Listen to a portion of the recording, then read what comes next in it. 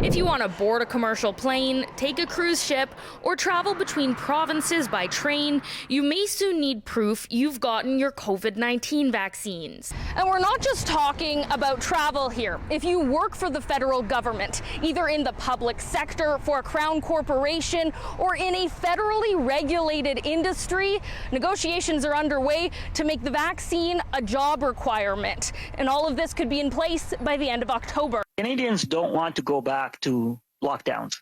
Canadians don't want to go back to travel restrictions. Federal Liberal ministers saying these new mandatory vaccine requirements essential to keep the economy open as threats of the Delta variant rise. Governments requiring vaccines to travel. We have not seen this since the advent of the Charter. This health law expert expecting legal challenges to the unprecedented move, meaning it will be up to the government to prove in court restricting how someone can travel within Canada as well as abroad is necessary for public health, and that they can reasonably accommodate those who cannot medically be vaccinated, like allowing them to show proof of a negative test, but saying it's more complicated when the government makes the rules.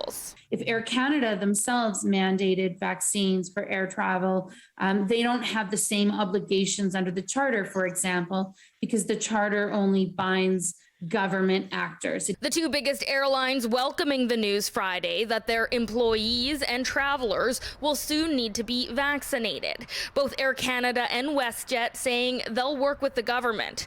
As for federal workers and those who work for crown corporations, it's subject to negotiations with various unions and associations. And those who can't get the jab, those will be cases that will be dealt with individually by the appropriate public service managers.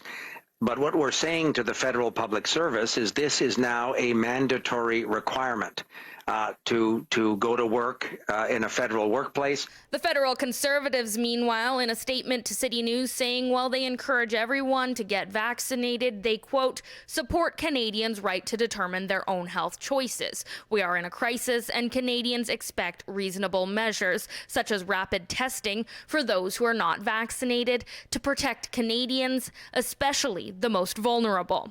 In Edmonton, Carly Robinson, City News.